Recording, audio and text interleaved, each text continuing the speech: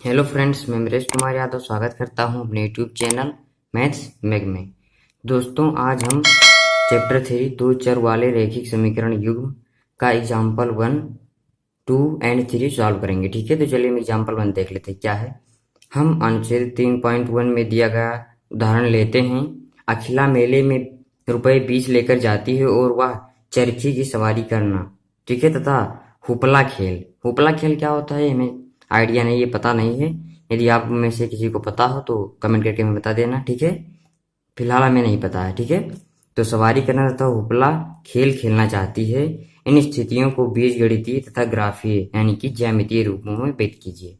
ठीक है, ये हमारा क्वेश्चन है।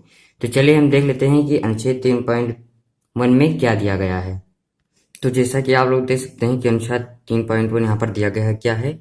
अखिला अपने गांव के एक मेले में गई।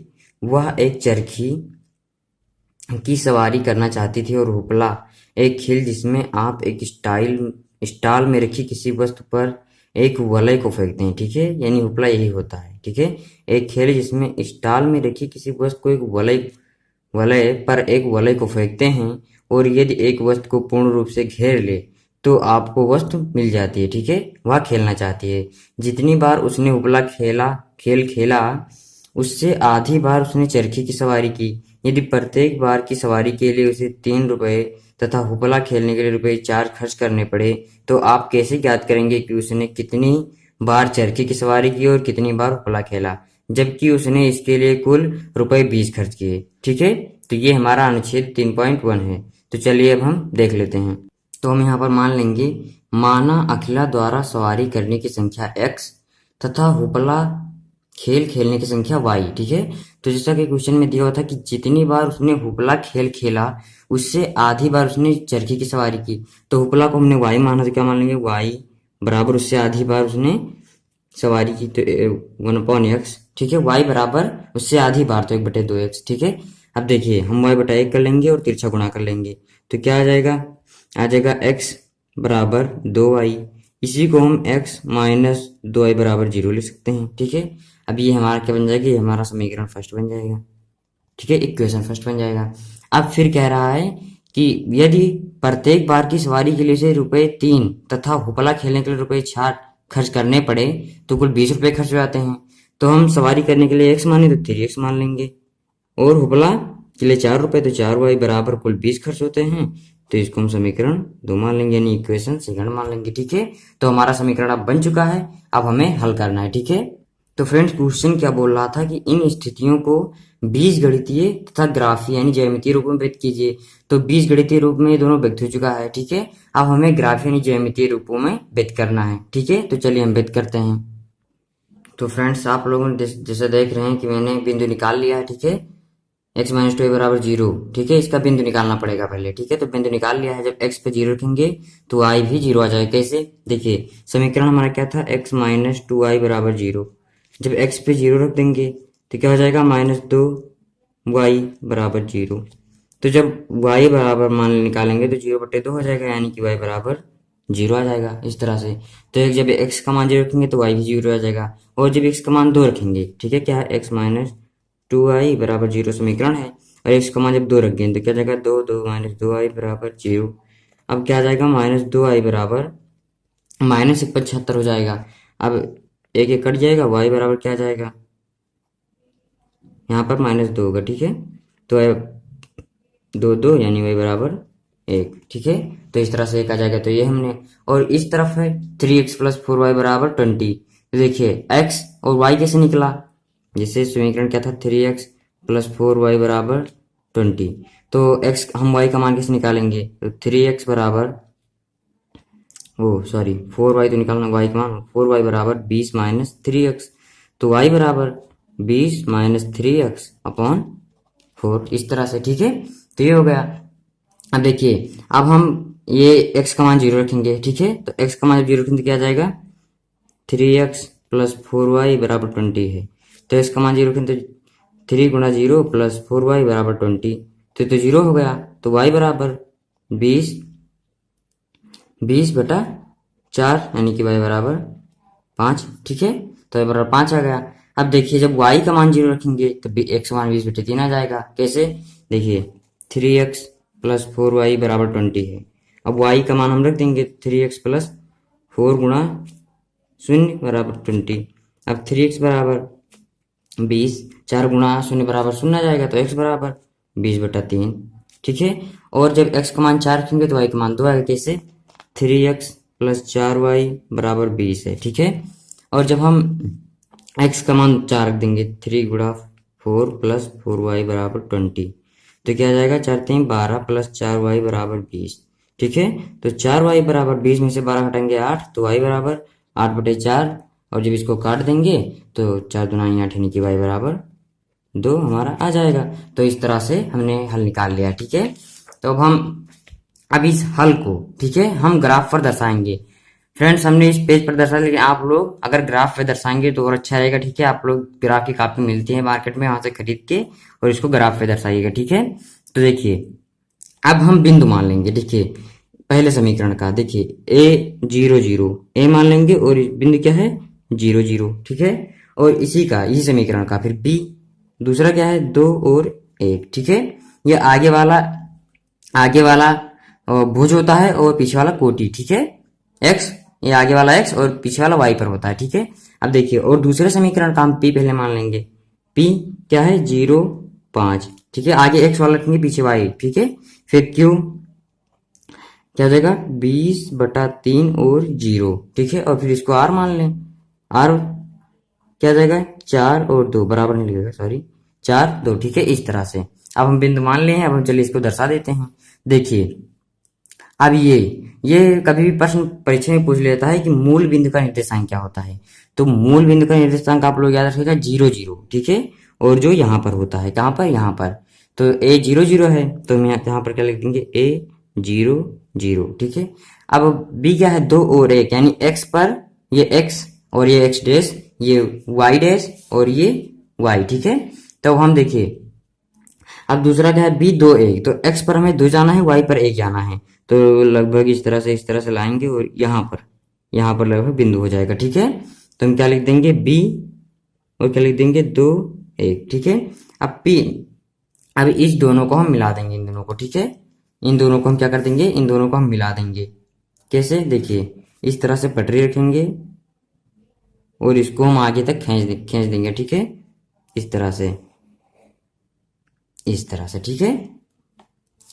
और अब दूसरा p कहाँ? p क्या है? 0 5, यानी कि x पर 0 और y पर 5। ठीक है। तो यहाँ पर आ जाएगा। ठीक है। हम क्या लिखते हैं? p 0 और 5। ठीक है। अब क्या है? q 20/3 और 0। अब 20/3 का मतलब क्या हुआ? जब इसको भाग देंगे 3 6 18, यानी 6 पॉइंट कुछ आएगा। ठीक है। तो इसका मतलब लगभग यहाँ पर आएगा 6 से कुछ आगे। ठीक है। यहाँ पर मान लेते हैं y 0 है तो x पर ही तो आएगा, तो हम यहाँ पर क्या लिख देंगे? q और क्या लिख देंगे? 20/3 और 0। ठीक है। इस तरह से।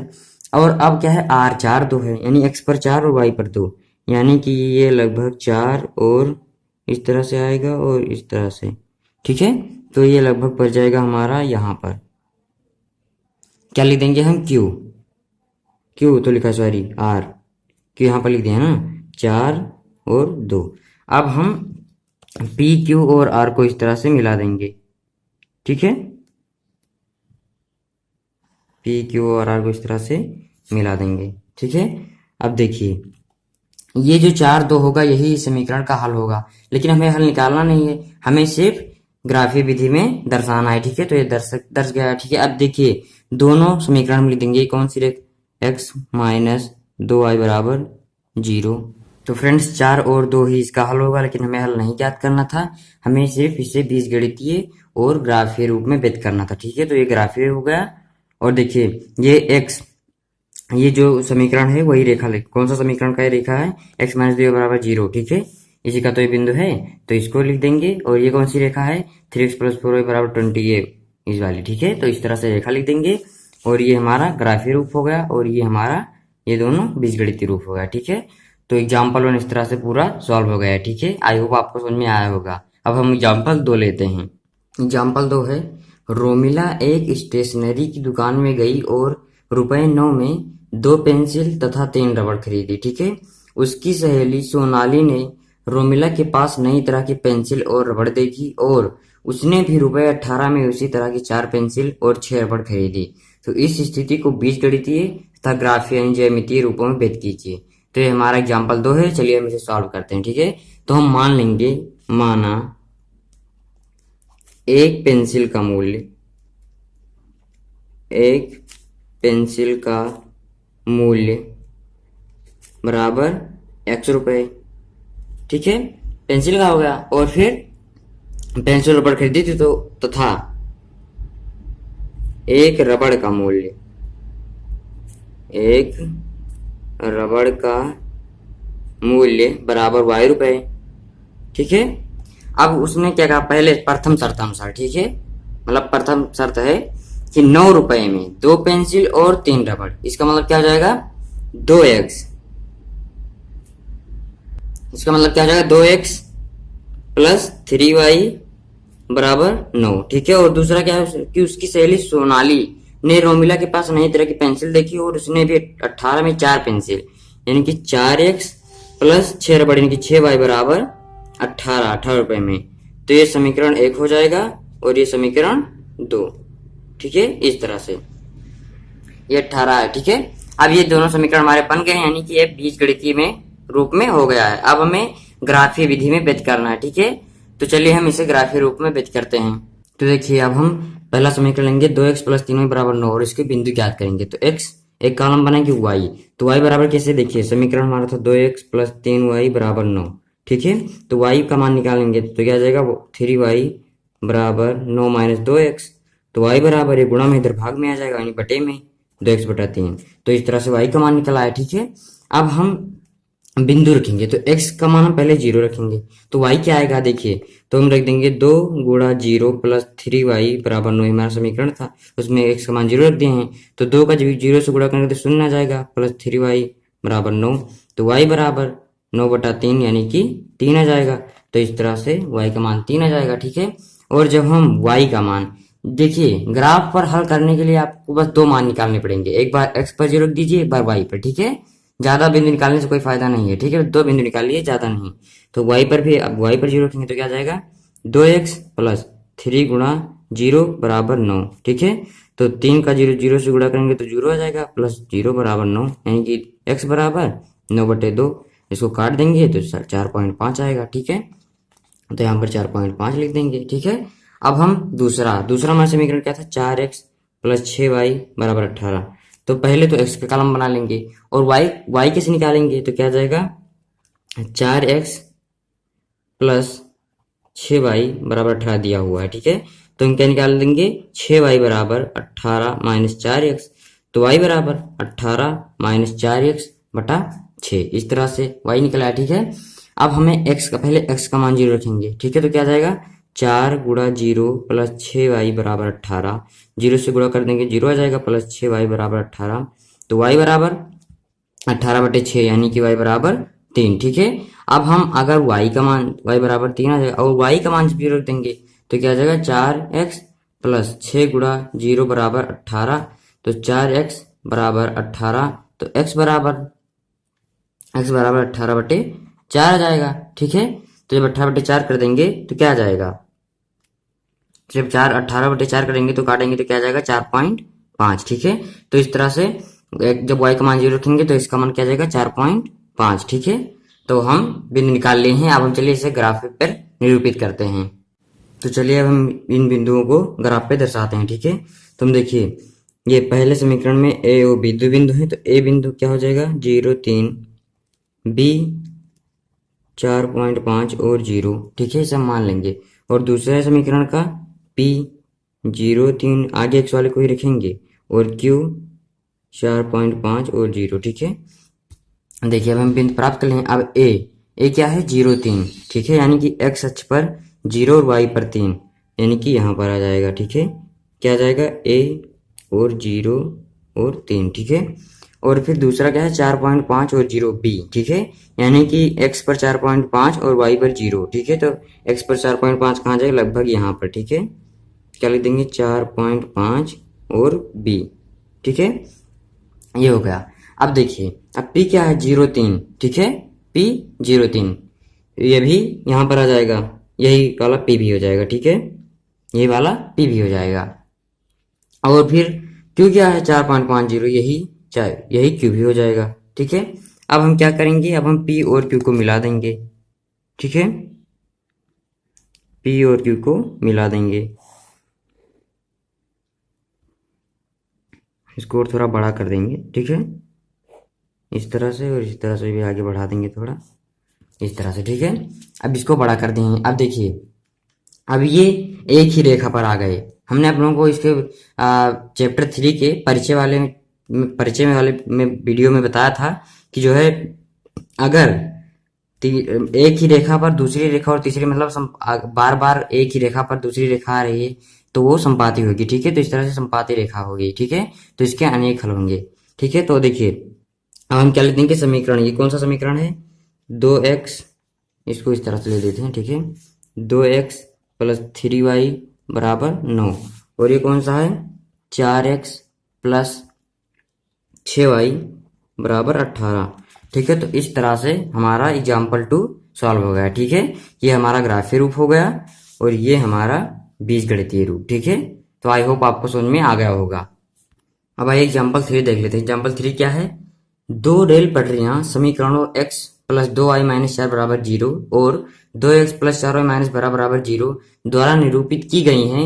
इस स्थिति को ज्यामितीय रूप से व्यक्त कीजिए, ठीक है। देखिए, यहाँ पर बीजगणितीय रूप में पहले से ही व्यक्त है, मतलब दिया हुआ है समीकरण, ठीक है, और हमें ज्यामितीय रूप में व्यक्त करना है। तो कैसे व्यक्त करेंगे, हम लिख देंगे दिया गया समीकरण, लिख देंगे पहले दिया गया समीकरण निम्न है, दोनों समीकरण पहले लिख देंगे, ठीक है।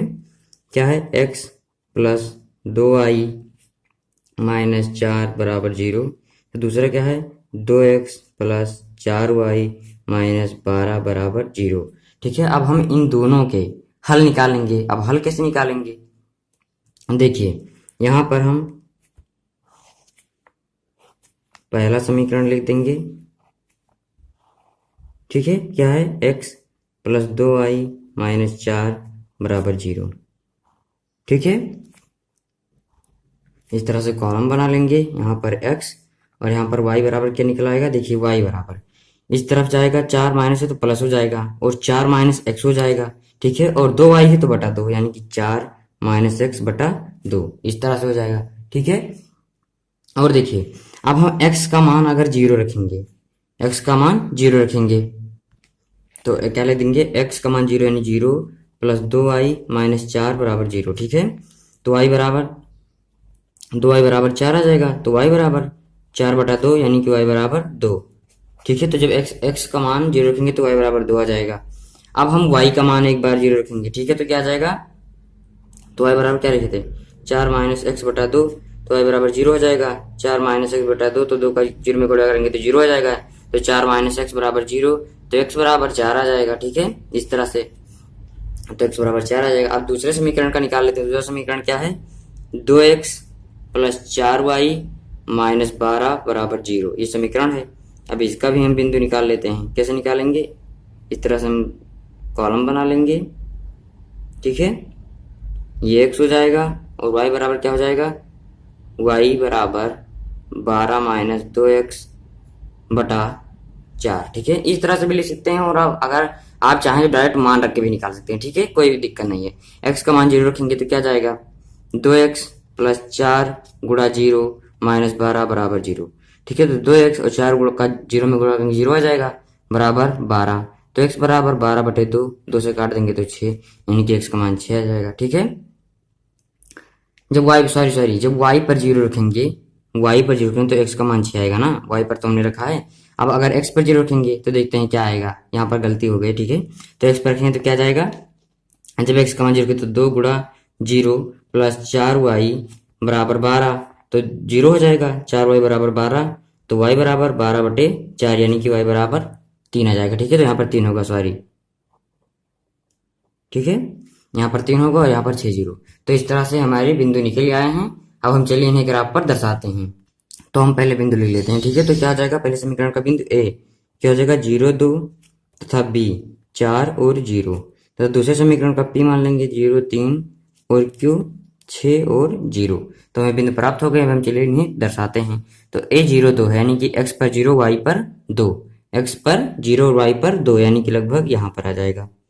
ठीक है, क्या लिख देंगे हम a और क्या लिख देंगे 0 और 2। ठीक है, अब फिर b 4 0 यानी कि x पर 4 y पर 0 तो यहाँ पर आ जाएगा। ठीक है, b और 4 और 0। ठीक है, और p हमारा 0 3 है। ठीक है, p हमारा 0 3 है, यहाँ पर आ जाएगा x पर 0 y पर 3। और फिर क्या है q हमारा 6 0 यानी कि बिंदु p है 0 3 तो यानी कि x पर 0 y पर 3 यहाँ दर्शा देंगे। और q क्या है 6 0 यानी कि x पर 6 y पर 0 तो यहाँ पर आ जाएगा।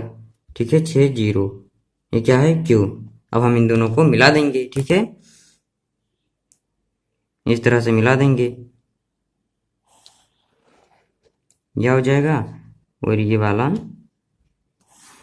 इस तरह से हो जाएगा। ठीक है, अब हम इसको इस तरह से कर देंगे, इस तरह से कर देंगे, इस तरह से कर देंगे और इस तरह से कर देंगे। ठीक है, अब हम दोनों वो लिख देंगे कौन कौन सी रेखा है। ठीक है, अब ये कौन सा है x प्लस 2y माइनस 4 बराबर 0 और ये कौन सी है 2x प्लस 4y माइनस 12 बराबर 0। ठीक है, इस तरह से तो हमारा ग्राफ बनकर तैयार हो गया है। ठीक है, तो ये एग्जाम्पल 3 सॉल्व हो गया है। ठीक है, इसे ज्यामितीय रूप में व्यक्त करना था तो ये अब सॉल्व हो गया है।